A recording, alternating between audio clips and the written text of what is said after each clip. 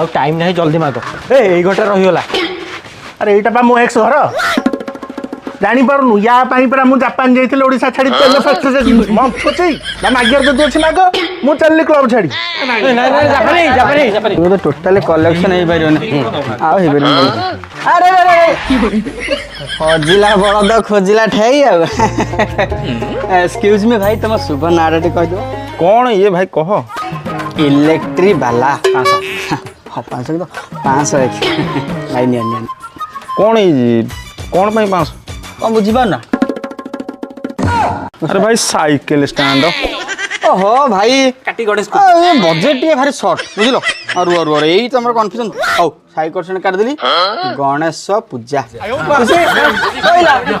ଭଲ ଆମେ କମ୍ପାନୀ ଲୋକ ତମକୁ ଗଣେଶ କିଛି ଶୁଣାଉ ନାହିଁ ଆମଠୁ ପଇସା ନେବାକୁ ଆଉ